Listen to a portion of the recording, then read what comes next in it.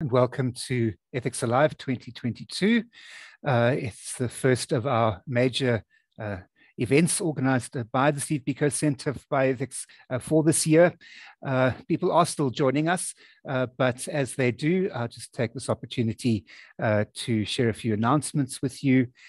Just a reminder, as we have been doing in previous events like this, we ask you if you have any questions or comments that you'd like to make to put those into the chat, and we'll pick those up and in the question and answer session after the presentation, we'll address those.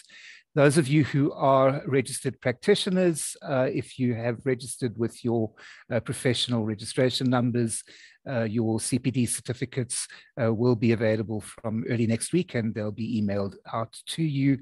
If you do not receive yours and you were meant to, please just drop an email to us and we'll rectify the problem for you.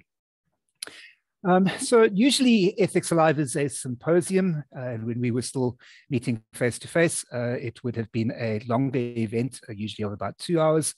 But we have found with webinars that the feedback we have been getting is people really appreciate the shorter 1 hour versions. And so we have decided to do that this year. But a second reason for doing that is not just because of the convenience of only being here for 1 hour. It's also because we think that this topic is so important that we in fact would like to arrange a series of presentations and discussions and various kinds of fora to deal with questions related to global climate change and health, and also environmental bioethics more broadly. And some of those will be coming up during the course of this year. I can let you know right now that this year's Steve Biko lecture will also be focusing on these issues, and particularly on issues of social justice related to climate change. So thank you all for joining us again this evening. And without further ado, I'd like to introduce our speaker for this evening. Colleen Vogel is a distinguished professor here at the University of the Witwatersrand. She's originally a climatologist by training, but increasingly she has been working in the social dimensions of climate change, focusing particularly on climate change adaptation. She currently serves on various local and international boards. She has, for example, chaired and been vice chair of the International Global Environmental Change Scientific Committees, such as the IHDP and the LUCC, and involved in the Earth System Science programs. These are groups that preceded the current future Earth developments. She was also one of the lead contributors to the preparation of the Disaster Management Act in South Africa, something we've all come to know a lot more about just recently. And she has been the chapter lead author and co-author of chapters for the International Panel on Climate Change, the 4th and the 5th assessment reports in particular. She also received the Bertoni Award for International Excellence in Adaptation Research, and the University of the Witwatersrand's Vice Chancellor's Award for Excellence in Teaching. Thank you so much, Colleen, for joining us this evening and for agreeing to share your thoughts with us. Thank you very much. I hope you can all hear me. I'm just going to share my screen first before I dive into giving you a little bit more background about, I hope you can all see that. So thank you all very, very much. I come from the Global Change Institute, and essentially we are an institute drawing together people who work on various dimensions of climate change, including the humanities, the social sciences, as well as medical sciences, engineering, and also the biophysical sciences, the geographers, etc. So I am a geographer by training, but increasingly in this institute, we're trying to become a much broader, if you like, family of scientists who work on these issues. And we work very, very closely with society, both the policymakers on the one hand and also practice communities on the other. So we engage with various colleagues on campus. And again, it's an immense honor for me to share with you. And I hope that what I will be sharing will be of some interest. So with that as background, I'm going to dive in. I've called the talk, little brief talk that I want to give you, Making Meaning in a Messy World, Moving Knowledge to Action. I think we all acknowledge that we're living in a really complex, wicked, challenged world. If it's not around geopolitics, it's around climate change, COVID, etc., etc. And so, not least in our own context, this has been happening. So this was taken in 2016. Some of you might recall this.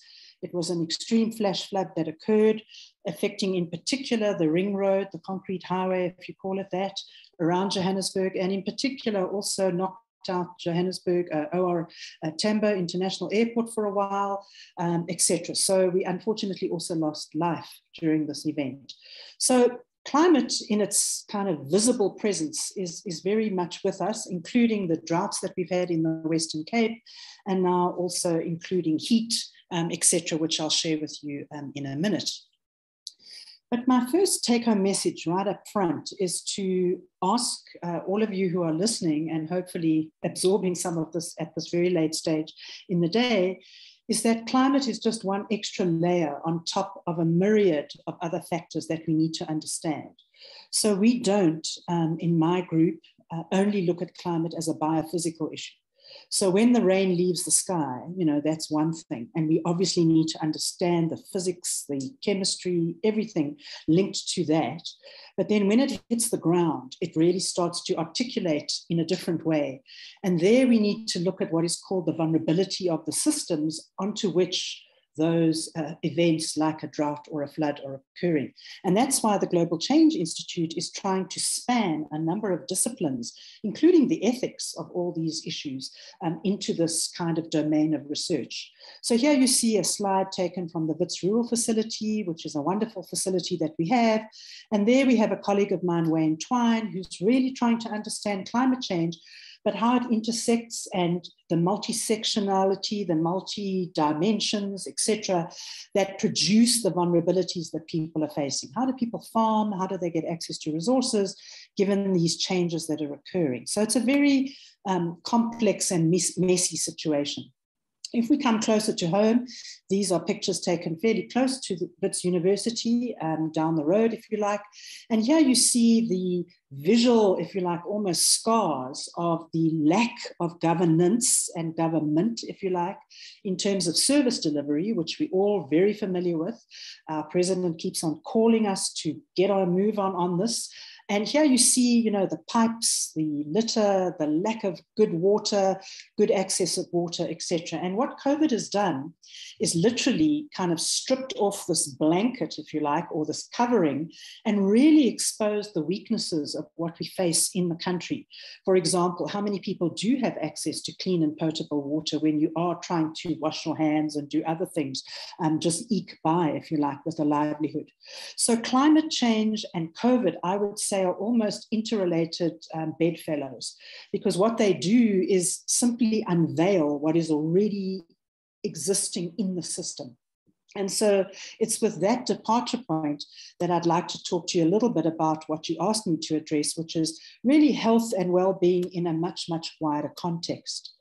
So we premise a lot of the evidence that we have in climate change, because there are many denialists, and we try and make sure that we have as much robust science that we can have on what is known as the Intergovernmental Panel on Climate Change, the IPCC, which occurs in cycles of about 7 years. As you heard, I've been part of these in the past.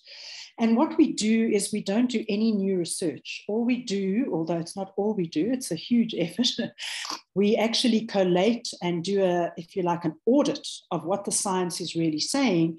And then that gets reviewed and peer reviewed and really scrutinized, not only by fellow scientists around the world, but also by governments. So we go through double review, if you like, and then it is vetted and gavelled down in big plenary sessions, which are, akin to the COP, but even more, if you like, taxing, where you don't go to sleep in the evenings because you're negotiating all the way through. So you negotiate around key things like, where does a comma go? Where does a full stop go? And these things become very critical in this highly politically charged but very urgent plenary session where we're trying to collate a massive science as you've seen with the kind of introduction I gave you, into bite-size, if you like, dimensions.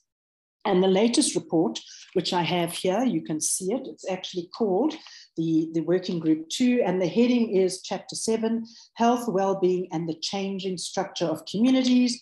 There it is, and it's 181 pages of single-spaced synthesis on health. So I can only give you a snapshot tonight, but those of you who are really, can't sleep at night, and you really don't want to sleep at night after you've read this, can browse through it at your leisure. So let's step back a little bit and just give, for those of you who aren't familiar with the debate, what is climate change and what is the difference between that and climate variability. It all really goes around time span. So if we're talking about the weather every day and then we add that up to 30 years, that would be the climate of a place. So to talk about climate change, you're really wanting to talk in time slots or spans greater than 30 years. And so what we've done with very careful reconstructions, including ecological kinds of indicators like tree rings, paleo specimens, ice cores, etc. We've tried to also historical documentation and then obviously instrumentation. We've managed to plot the global surface temperature from about 1850 going forward. And what you see there is the black line is obviously trending upwards, and we're sitting at just over 1 degree now over this period of time. And the reason why we're concerned is if we were only factoring in solar and volcanic drivers of change, because obviously we're in a natural system and our orbiting and whatever we're doing as a system and the sun and volcanoes, etc., does influence what we actually experience. But in actual fact, when you add in greenhouse gas emissions, that's when that gap closes. And you can see we end up almost lying on the line of where our temperatures are heading. So the correspondence is very, very close to the greenhouse gas emissions or the human activities of what we're polluting and sending up into the atmosphere. Now, what then happens is that variability, in other words, droughts, floods, et cetera, get tied in or coupled into that whole system. And you can start to see that we now get concerned because Africa in particular, where many of us are now sitting at the moment, no matter which way you look at it, we are one of the most severely, if you like, impacted continents going forward. In fact, our continent is warming up at twice the global average. And that is really important, in particular, if you look down here in the Southern African region, which is known now in the, if you like, climate change community and the discourse as the hotspot. So we are, and that's partly because of the global atmospheric dynamics. Any of you who did geography, we have high pressure systems. If the air rises around the equator and then it has to sink at some point, and these become the areas of subsidence, which often gives rise to our lovely winters, our lovely summers that we normally have over the Highveld, etc. But we are a hotspot, and that's why we actually have to take this seriously in terms of what's happening in our own backyard. So South Africa is projected to actually become systematically drier as we go forward. We are expected to also experience some multi-year differences, particularly in winter and summer rainfall, and all of these are detailed in the first assessment report that was released last year, which is the biophysical science. The report that was released about 3 weeks ago is really what I'll be talking to, which is the so what question. So this is now happening. What are the impacts and what on earth do we do about this to get ourselves ready to do something about it? So the key messages, unfortunately, it would be nice if we could all have a stiff drink because it's not such sobering messages. The temperature increases are expected to be in the range between 4 and 7 degrees over the interior. Drastic number in high fire days, very hot days, heat waves expected, possible multiple year El Nino types of conditions, which we've experienced this summer. In this case, we had very good rains, which often accompanies an El Nino event of that nature. Probable day zero events, we're still trying to understand the dynamics of that, and then an increase in thunderstorms, etc. So global warming isn't a one-to-one correlation with it's getting hotter. Global warming factors into the climate system, which then can either produce heavy snow or heavy rain or whatever. So one has to be very careful and much, much more nuanced in your understanding around that. So in terms of health and well-being, and I'm really glad that the IPCC this time around actually coupled those two things together, because it's not just about health, it's also about the well-being of populations and what this means. So it's in a way kind of not really rocket science as to where this is taking us, but the take-home messages from the last 7 years of science that's been done on this in various publications brings home these following message. And I just want to draw your attention to the confidence levels that the readers and the producers of this report use. So if something is very robust and high confidence, in other words, they can really put their head on the block that this is happening, they gave it 4 stars in this case. If it's only high confidence, it deteriorates, if you like, as you go down the line. The confidence level might be low, and that might be not because the data is saying it's low, but maybe you've got very little data. And so you've got to be an honest broker and be quite sincere about what you're trying to draw correlations from and to. So in the first case, I'm not going to read through all of them, but extreme heat events are really critical. And I'm going to come back to that in my talk because that's where I'm doing a lot of my research. In particular around mortality and morbidity, and those of you who are in the health business will know it's not easy to do the attribution for that. Can you make a one-to-one? Well, not so easy. And then how do you dig into that in a lot more ways is really required. And then obviously the kind of linkages into the system. So foodborne diseases, waterborne diseases, if you're starting to have a drought or a flood, do you get cholera? Do you get diarrhea? Do you get dysentery, et cetera, et cetera? Animal diseases, diarrheal diseases, including cholera. And what's interesting about this report is that they brought out an issue that wasn't in some of the previous reports, and that is mental health challenges, which I think is quite interesting. And I think it's kind of also partly because of the focus increasingly globally as we all move towards becoming much, much more mentally health cognizant and aware. And then health services being disrupted by extreme floods and events. So these synthesis statements are in like what we call the summary that came out of this work. And obviously I'm not doing all the facts and figures. I'll give you some of them in a minute, but you can actually go and find that report on the IPCC website. So here's an example of what has come out. So we try and take masses of data from 7 years and put them into kind of interesting infographics so that they can be read by policymakers and easily zeroed in on in terms of trying to see what the interventions should be. And if you see here for Africa, I'm just highlighting that one. Obviously, the impacts on water scarcity and food production as we start warming up the region becomes quite clear. And again, you've got your high impact, your middle sort of impact confidence, and then your gray where you're not so sure, and then the white where you might not have enough evidence to make a statement. And here you can see in particular on health and well-being, infectious diseases, where we're sitting on health and malnutrition, mental health, displacement, etc. And then the ramifications also for cities, for rural areas, and so on. So the implications coming out of the health and well-being are really immense in terms of extreme events. And this is where we're really trying to look at those tipping points. We call them those thresholds. How are we jogging along? And what is it going to take to nudge us into a new cycle of these kinds of events? Population exposure to heat waves with the additional warming is definitely linked to strong geographical, locations. And you saw that South Africa is a hotspot, Southern Africa, in fact.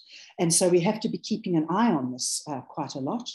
And then again, I don't want to repeat myself, but waterborne, vector-borne, dengue risks, and the mental health. So I think you start to see the resonance of what is coming through. Now, what's really interesting in the IPCC report and the work that I do, I think, if I may say so modestly, is that it's not only about greenhouse gas emissions. Obviously, that's critical, and we've got to bring those down. We've got to do the mitigation. We've got to rethink the way we live in the world. Do we need all the things that we've got, and so on and so forth? But also, it's about what we call adaptation. How do we try and live our lives so that we are made more robust or resilient, if you like, so that we can bounce forward when these events happen?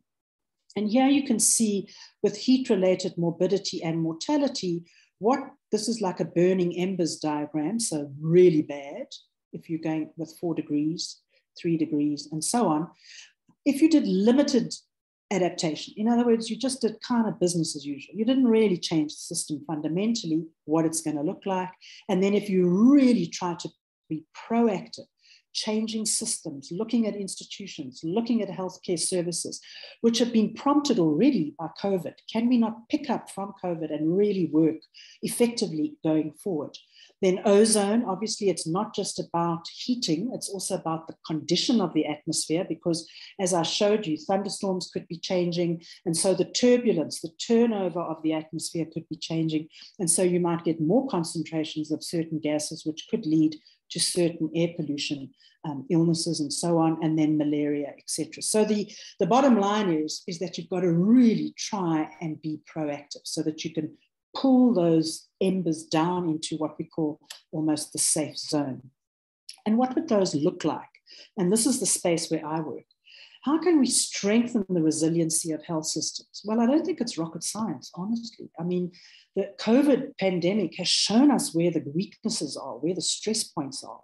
And we would be, honestly, ethically, I think is a very interesting question here, because if we ignore those and act as if nothing happened and we start from zero, we reset the clock, and now we try and handle climate change, I really think ethically that's a huge problem, and it would be something interesting to ponder. So can we build on what we've learned from COVID is the big thing. Protecting against exposure to climate hazards. So are we building in places where we shouldn't be building? Are we putting people at risk because of massive densification as we build in flood zones, etc.? Are we doing any heat action planning? And I'm going to come back to that in a minute. How are we improving access to potable water? So we, in many parts of the Eastern Cape, for example, people are still struggling to get hold of water. And this is many years after the change in our government systems and so on. And then for mental health, how do we really make this an important issue so that we actually put this on the table as well? So quite a lot to think about there, not just from measuring climate only.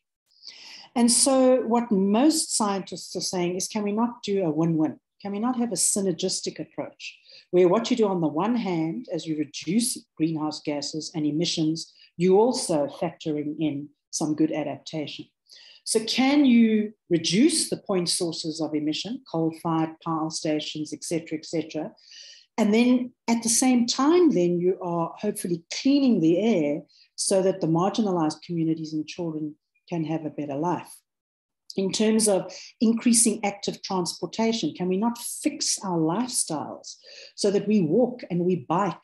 It sounds very idealistic, because in a continent and in a country like ours where many people are struggling to get access to transport, what does that mean? Is it just about walking and biking? I'm not sure. Rather, I think we should be looking in a comprehensive, systemic way about transport, and I'll show you some of that in a minute. So the benefits here are you would reduce your weight, you'd lower your blood pressure, and you'd also have other benefits. And then other things that have been mentioned, and this I'm taking from a colleague who wrote into the IPCC, these are not necessarily my thoughts, issues of meat and how much of meat and emissions, etc., going forward, and then the economic value of avoided hospitalizations, insurance claims, etc. So this is where I want to give pause now. That's the background. And I think that's what I was asked to talk about, was the health. But I'm really interested in the health of the system. So looking at the medical system, looking at the water system, looking at the climate system. And that's where I start to draw on work where I draw in other scholars from WITS who are political scientists. I'm very interested in political science.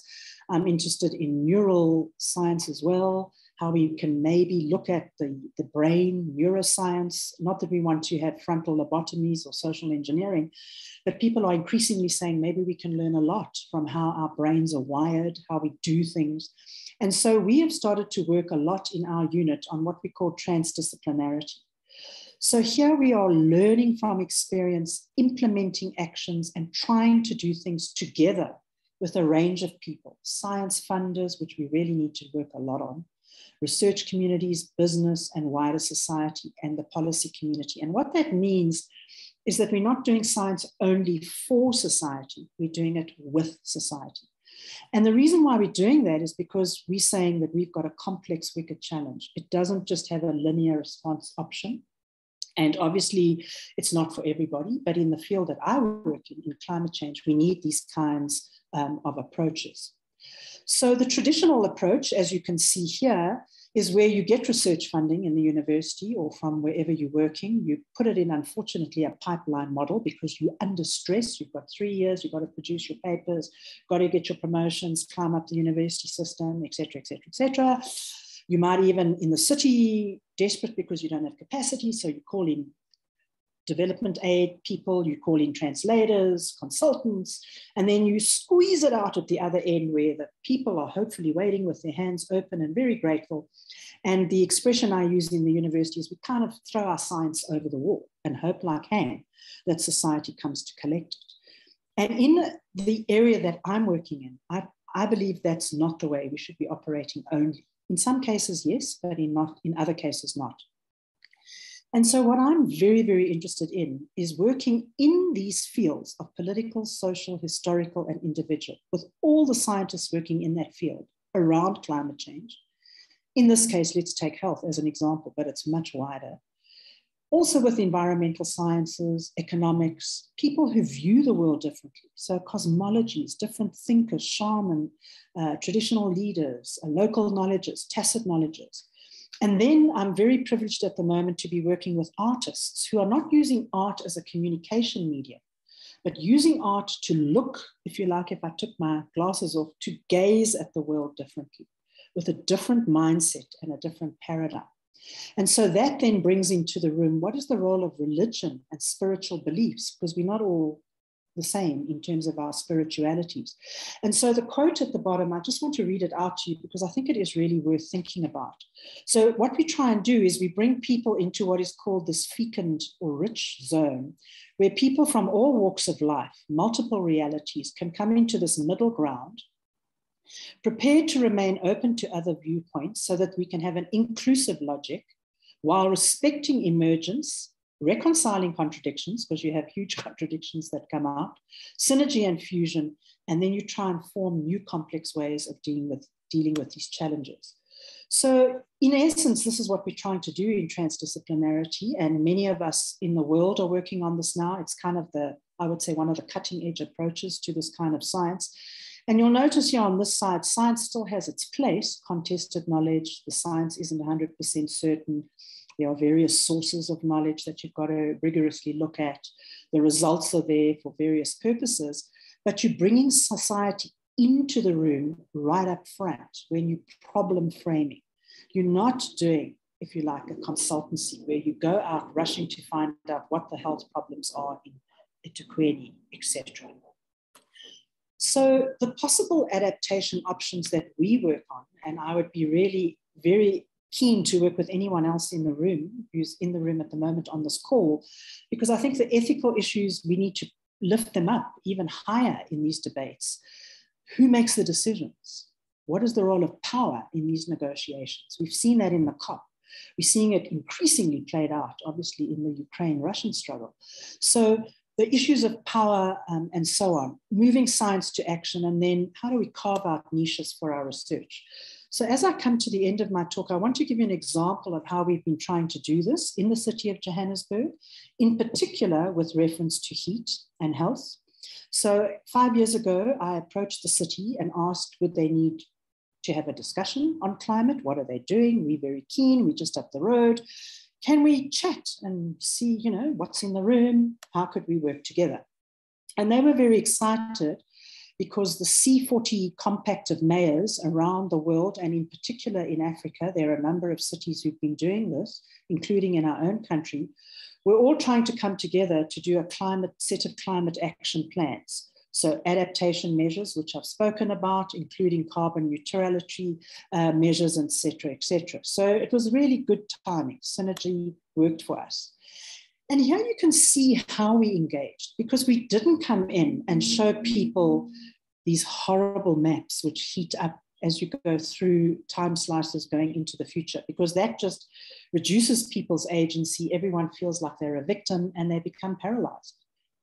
Rather, we came into the room and using what is known as cultural historical activity theory, which is an educational type of an approach developed by Engstrom, Vygotsky, and others. So we had a framing for our work, but we negotiated this, we discussed it with the city, and here we brought into the room the water people, the roads agency, the transport people, the environment people, everybody that we could sent their representatives. And you'll notice here, we didn't show a map of climate change. We asked this gentleman who's involved in transport in the city to put down on a sticky note the matters of concern that he currently faces. Not in the future, not in the past. What are the issues that prevents him from really going home and having a good sleep at night? And those then get put on the table. And then we come and overlay the climate issues and start to have negotiations and discussions to say, okay, so if this happened and we went into a 2-degree warming situation, what could this do to your city? And so on and so forth. And that's when you start to get a systems perspective and not just a climate change discussion. And so here you see very nice discussions that we moved into smaller groups. We did one-on-ones. We're still working with the city.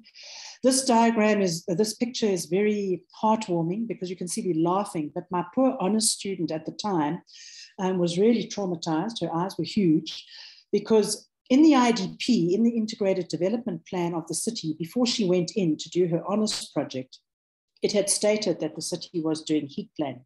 So we were gung-ho. We wanted to go into the city, find out what they're doing, see where the shortcomings are, how could we help, and so forth.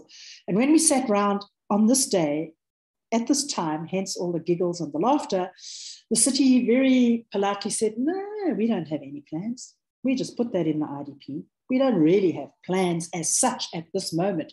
We acknowledge we should be planning, but unfortunately at the moment, for a number of other reasons, we don't have a plan. And so her poor eyes were like this. She was traumatized. How am I going to finish my honors? What am I going to do? And I had to think on my feet and think with all the colleagues in the room. And so we readjusted the topic to say, let's go and find out in the regions in Johannesburg, what is going on? What can we learn from the colleagues who are given the task of health in the city of Johannesburg to think and ask them about what would they do in a climate changing situation? Here's another example. We were talking here more about finances and what that would mean, green bonds, and so on. So interestingly enough, when she went around all the regions in Johannesburg and asked them, what do you think about climate change? Is it an issue? How are you planning? When you have a heat wave, what have you been doing, et cetera, you'll see the dissonance that is very evident. So in the city administration, in the bureaucracy, they said, oh yes, climate change is definitely an issue. It's becoming a reality. We have to do something. So that's at one level of governance. And then when we went into the actual regions with the departments and with the health folks on the ground, region by region by region, a very different picture, almost inverted. They said no, and the reason why they said, we don't think it's so serious. This was 5 years ago. We're busy doing a follow-up study to see if they still think that. And if I take what our scope of practice is, it's not a reality. And the biggest conclusion that came out of the city of Johannesburg in terms of the risk of stresses that we face with climate change was not water scarcity. It was not health issues. It was governance. People are saying their work is not allied to these issues. The KPAs or the key performance areas, they're not getting paid to solve climate change. They're getting paid to solve service delivery. They're getting paid to solve other issues. And so the COVID echoes of how we're governing these crises really needs to, I think, come to the fore much, much more. So as I begin to conclude, one of the most exciting things that has come out of all of this work, and I raise this because I think youth is a huge dimension that we need to be bringing into these discussions with not just the elderly or the old professors or the old aged scientists, but bringing in the youth voices because they are the ones who are going to live with us going forward. So I've been very fortunate to work with the South African Institute of International Affairs, who through their platforms bring together youth from the ages of 13 all the way up to 30. So you have school-going scholars as well as university, as well as other people who are working. And they work on a number of levels. They work at the local level, they work nationally, they work in Africa, and they work all the way up into COP. So they were tasked by their leaders who they elected to go into the COP. So what was really exciting was that because we had developed a trust, and I really want to emphasize this, a trust-building relationship with the city of Johannesburg, we could, during COVID, get representatives from the youth together with the city administration on a Saturday morning, not during the week because everyone was busy, to talk about climate change and to start to develop a youth climate action plan, not a big, if you like, bureaucratic climate action plan.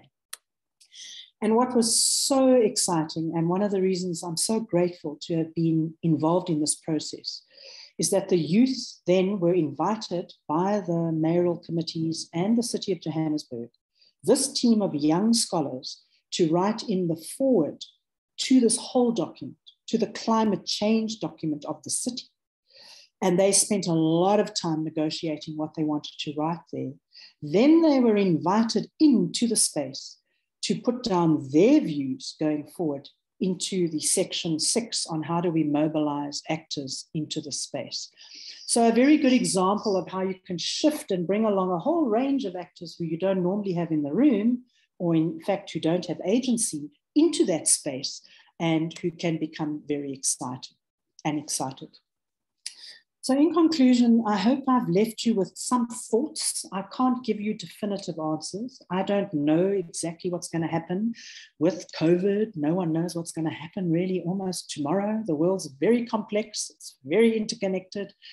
But some of the challenges are urgent, and we're starting to get some good sense of where we're going in South Africa with these issues. The youth took their Youth Climate Action Plan all the way to Barbara Creasy, to her office, the department, and took it up as a national climate action plan. So we now have a national youth climate action plan, the basis for something to work on. And we're now working on implementation with the city and with the actual country, with the nation, working with the youth. But the time for change and action is now.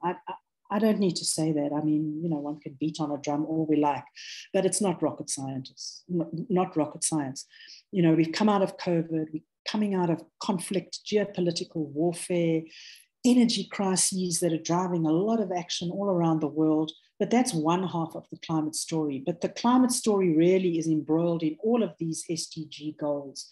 The need for partnerships, the need to reduce inequalities, which is a justice issue, which I could spend a long time talking about because I've done a lot of research on that as well. Gender, quality of education, life, water, etc., climate action. So thank you very, very much for the chance to share a little bit of this narrative, which I think is highly intriguing, but also can provide opportunities for how we can rethink and get prepared. Thank you so much.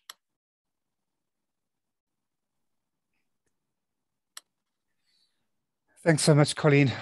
It's, I think, also very timely because I think one of the things that COVID has done is exposed vulnerabilities. And at a time like this, it's opportune for us to think about those vulnerabilities and ways in which we can make sure that we don't get caught as unprepared as we were on other issues. And certainly climate change is one of those big issues. Perhaps because it isn't as immediate. One of the big problems, you know, we talk about in the sort of philosophical thinking about it, is that because there is this gap between action now and consequences, geographically as well as over time, it does become quite difficult for people to see the consequences of their actions. And that's probably one of the more difficult things for us to have to address. But you know, we've got to start somewhere. And we also have to realize that although it's a global problem that needs a global solution, that it also has to be handled at the local level with each of us making our own contributions. So, and on that, I think the first question we have is from our head of school, Dania Ballett, and she's asking something about the role of plants. And I think she's kind of getting down to mitigation, but I think she's asking a question about, you know, how much would it help with if we plant trees and speckworm and that sort of thing? Is that in any way helpful in this context? So there's a bit of a division around that. A lot of my colleague, who some of you know, unfortunately passed away last year, Bob Scholes, there is quite a lot of debate. The person to really ask on this is Sally Archibald, who's based in the APES department, Animal, Plant and Environmental Sciences. So I think a lot of it depends on A, where you plant, and B, what type of plants you plant. So I think just, happily going out and planting merrily, I don't think is very useful. So I think it really has to be done very strategically. But I do know, in particular, the work that Sally and others are doing, the relationship between grasses and how they interact with carbon dioxide and other issues, the trees, et cetera, et cetera. So it's not, yes, go and plant trees. It's quite, depends on who you talk to. And I really would recommend that you speak to Sally Archibald. She'd be able to really put you in touch with the current thinking on that debate. But a very interesting question. Thank you. Thanks. Everyone, participants in the webinar, I do have a few questions here, but not terribly many. So please do add your questions. I said the chat earlier, but actually there's a Q&A box, and it's easier for us to use those because I can control that better. Lizette Kukamur has asked this, just wondered if the new methods of measuring Earth temperature provide better resolution compared to 30 plus years ago. Does this allow us to detect these changes faster and more accurately? Yeah, so obviously very, very, very good questions. And the use of remote sensed data observation definitely obviously helps. And all those models that I've shown you and the projections going forward, again, you can talk to my colleague Francois Engelbrecht, who is the kind of physics modeler in the room, so to speak, at WITS, where I work in GCI. Obviously, they are updating their models all the time. And I think that's why you notice we use in the IPCC, in particular, confidence levels in terms of our judgment. So if we are not 100% sure, or we're not, getting to the real resolution that we're wanting, then one is an honest broker, and you actually try and denote that in terms of how you actually attribute the changes, obviously, and then how you put forward some of the findings. So yes, I would say as we go forward, and we get definitely different methods and different approaches without a doubt, but there is scope to also draw in other knowledge systems. And that's what I was really trying to hint at as well. And obviously I could give a different talk on that because I'm very interested. So for example, for my master's, I used diaries to infer what travelers and missionaries, what they were recording in terms of climate events from 1820 onwards to before we had instrumentation. So when we didn't have instruments. And the narratives, the stories, the local knowledge, the wisdom systems, the ecological indicators can also provide a much more denser picture, if you like, than simply only looking at thermometers and temperatures, etc. So yes, a very nice question and imbued with a lot of richness where we can take this work forward. Thank you. Thanks. David Furness has got two questions, but they're a little different. So let's start with the first. How does fair social justice or equality fit into physics, evolution, or biology? So David, yeah, what a huge question to ask at 6:45 at night. I mean, that's a big question, right? I mean, I think that's what we're grappling with in the universities. That's what we're grappling with in all the debates that we're having. And I would argue that that's what we're trying to do in these spaces, in these social justice spaces, is to acknowledge plural knowledge systems, that it's not only Western science necessarily that is the most critical and the only evidence that we bring to the table. So in that document that I showed you, the IPCC, we're now drawing heavily on traditional knowledge systems, tacit knowledge systems, local knowledge systems, etc. And so as we do that, our understanding, so for example, the cosmology, how we look at our world. So when we go into rooms with other types of knowledge holders, they don't necessarily see the world in a model like we do, surprise, surprise. And so that is becoming a huge issue in terms of the values, the systems, the beliefs, and the blind spots. And that's where I'm trying to work with other colleagues around the world on that. But it's an emerging set of areas. And I would love, David, to chat more to you about that, because that's where I think it's really where we need to be pushing and actually opening up the debates. Because I think physics, evolution, biology, frames of reference, historical ways of thinking, all need to be brought to the table. And I know I just did a lecture yesterday with some honors students, and they're fascinated by these topics, and they're urging for the universities to enable students to swim across these divides instead of doing physics only until you're a postgraduate student. And so I think it fits in very strongly, and I would be happy to have much more conversations with you on that. Thanks, David, for the question. So David's second question, he's definitely in a philosophical frame of mind this evening, maybe even more challenging than the previous one. And that is, can you talk about the dissonance between what people talk about, what they believe, and what they do? And thanks, David, and that's a really good question. So we actually have scientists who are doing some of that work now. What is it that would kind of engage people and move people? And that's why I'm working with this artist colleague of mine, Hanali Kutsia, who is a sculptor and an artist. And as I said, she's not just working on art as a communication mechanism. She's looking at how artists are trying, and whether they are in the artworks around the world, how they are starting to, through their artworks, engage people. So for example, some of the artists ask people to come with them into a sea area, coastal area, and immerse themselves into that experience so that they start to actually really get a sense of what's going on. Or they do work in cities where people actually are engaging outside in the work. So a really, really fascinating question. One of the reasons why I'm working with the young people is that if you ask many young people today, including my own family, if I ask my daughter, for example, who's 27, I say to her, I'm looking forward to my grandchildren. Then she'll say, Mom, I'm not sure I want to actually bring any children into this world. Then I say, why? And she says, well, Monday it's drought, Tuesday it's tropical cyclones, Wednesday it's hurricanes.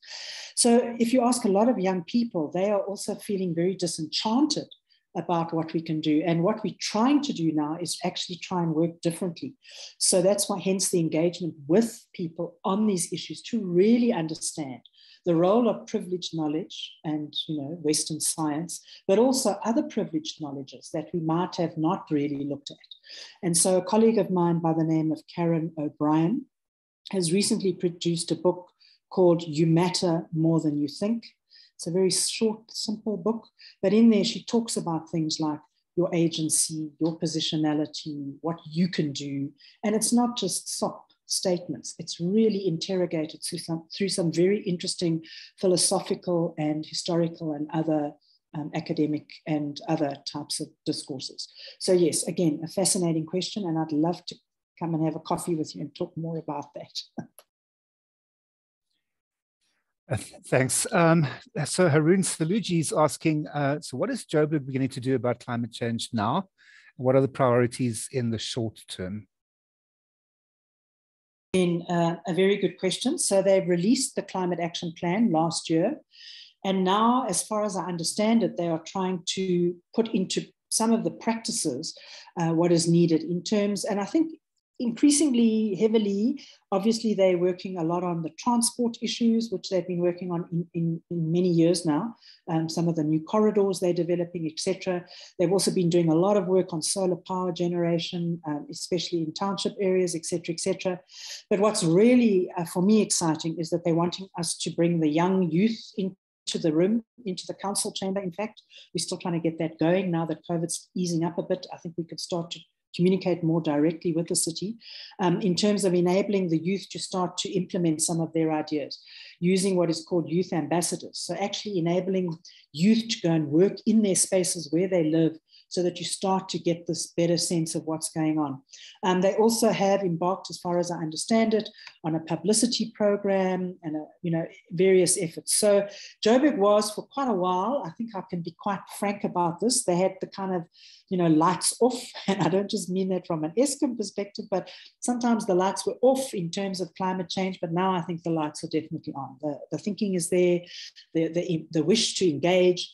And so it's not perfect. It's not 100% perfect. They're also thinking of the bonds issues and climate finances and with some of the investments that have been promised from COP and how to mobilize those, etc. So lots on the plate at the moment. Thank you. There's a related question also to do with Joburg from Sandra Fernandez. The question reminds me that I spent a year in Germany working at one stage, and their recycling is just absolutely astounding. And it's amazing what they've been able to do. And I heard at some stage that they were having to import waste to be able to run some of their generators, which run on waste. And she asked this question: how's Joburg dealing with climate change when basic things like recycling don't even take place? Most of our recyclable waste doesn't get anywhere and simply goes into landfills.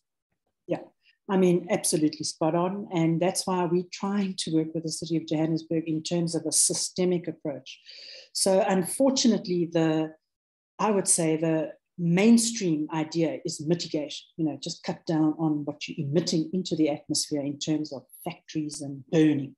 But this notion of that, you could have waste that's also, smoldering and lingering around and emitting there is kind of not necessarily seen as an interlinked problem. And the other issue is the siloed mentality. So that came up very often. So someone who's working in the water department is not necessarily always talking to someone either even in the energy department or even in the air pollution space or the water pollution space.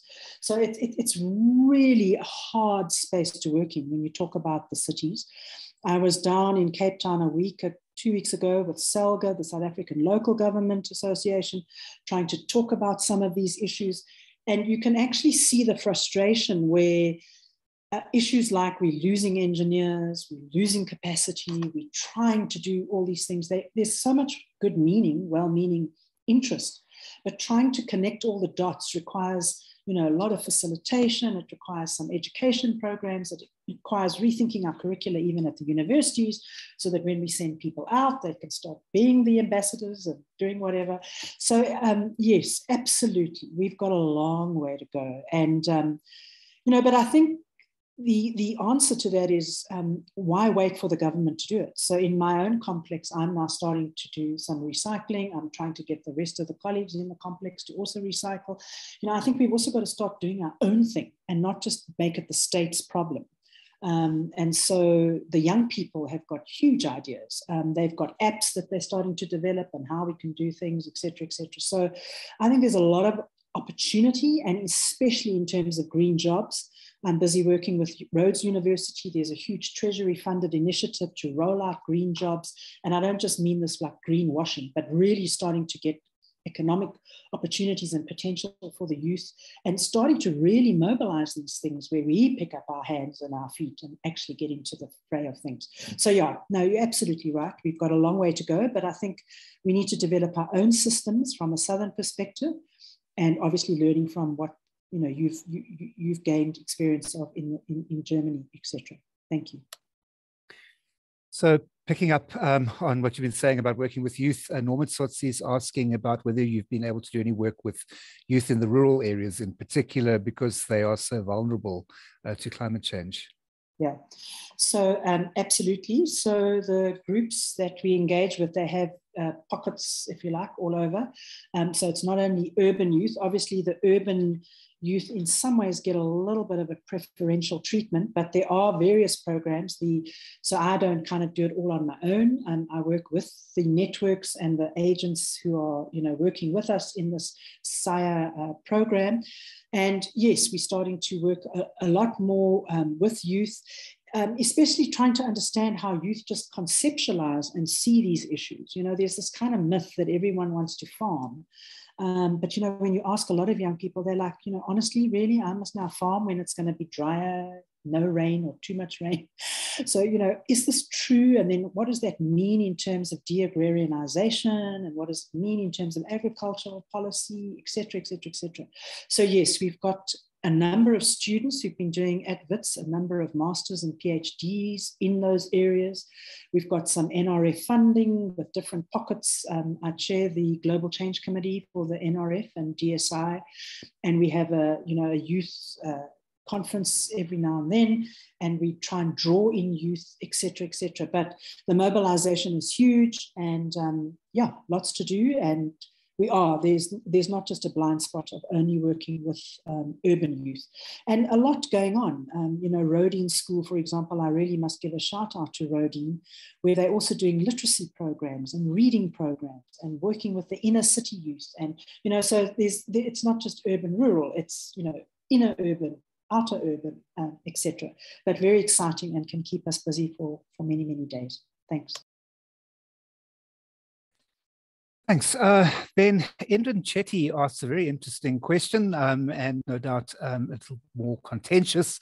Is there any chance of slowing climate change without addressing the destructive effect of factory farming? And I assume we're going into meat production and issues around that nature here. To be honest, I'm not an expert on that, so I don't want to kind of just give my 5 cents kumbaya statement here. I mean, I think that's an issue that we really need to grapple with in terms of, so a colleague of mine, Vishwash Satka, who's looking a lot on climate justice issues and energy issues and food gardening and ecologically food gardening and those debates. I think it might be worth this forum to possibly have him on as a speaker at one point, because he can give you a much more, I think, insightful and political economy perspective. Because I don't just think it's about yes, meat or no meat. I think it's much, much more complicated. And there's obviously huge vested interests in different, agencies and industries who are behind all of these things. The same can be said about genetic modification and how we grow our plant-based nutrients, et cetera, et cetera. So I would kind of say I'm not 100% sure. I've got some of my own sentiments around this, but I really think Vishwash would be a good person to bring into the room and have a nice discussion and a lot better informed discussion than I can give you. Thanks. Thanks. And then it seems we have a few heads of school with us today. Tobias Chirwa from Public Health is asking that saying people don't seem to fully understand the role of climate change on health, seems abstract to them. What is GCI or other players doing on sensitization and awareness? So we spend a lot of time on that. We do a lot of school outreach. We do a lot of talks like this. My colleagues and we spend a lot of time running around the country, actually doing various talks, various engagements, but also engaging on how we can co-learn together. And I think that's the point I want to really leave. It's not my positionality and the GCI as the privileged scientists to now throw our pills of wisdom over the university fences, but rather to be actually walking the talk out there with other people. So we do quite a lot of work. Obviously, we take a lot of time doing our own teaching, our own training, so many of my students have now become high up in various departments. They're either DDG or below DDG level. They are very at the cutting edge of making policy now. As I said, I chair the National Committee on Global Change Research for the DSI and the NRF, and through various research programs, we're trying to roll out money and research and thinking on these issues. So yeah, there's a whole suite of things that we're all trying to do. And it's not the purview just of the GCI.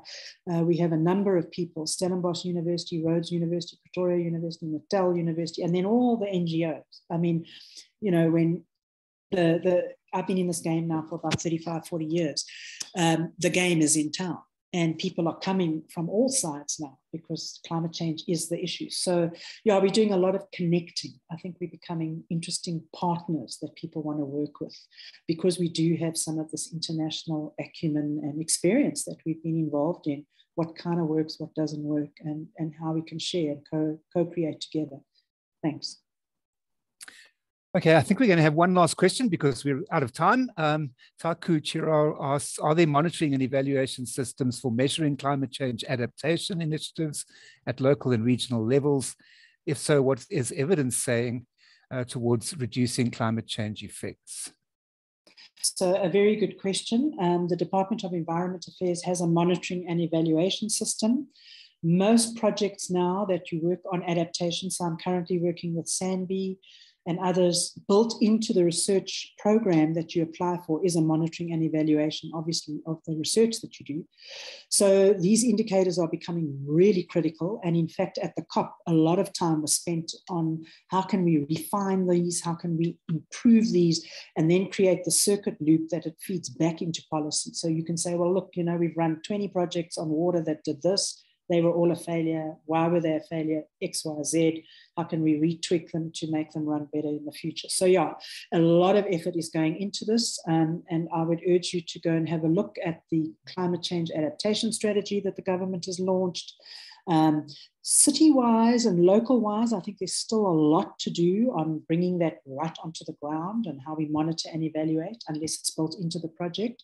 But at a national level, yeah, we have a whole unit that we all work with and help with. And then at the NGO level, it's also a very big part. And I think we are generally winning on it, but I'd like to end by just saying very quickly, what we're trying to shift is the mentality that we can't just do incremental change. You know, that can get us to some point, but we need to do what we're calling now transformational adaptation, the radical shifts in behavior, in how we live our lives. And that's going to take what we call transgressive change, shaking the system, shaking the institutions, shaking up who's making decisions, why are they making decisions, and that reverts back to David's question on social justice. So yeah, lots of work, lots of scope for doing different things, and a really exciting space to be working at the moment for everybody. Thank you. Thanks, Colleen, for sharing with us and for your challenge, especially towards the end there. I can see the activist coming out, and I hope that at least some people who've been with us this evening are convinced to join in and try to make some difference in this regard. June Fabian has made a couple of comments here, and I'm going to send them through to you afterwards because they might be useful. Thanks, everybody, for joining us again this evening, and wish you well until we meet again online. Thank you so much. Thank you.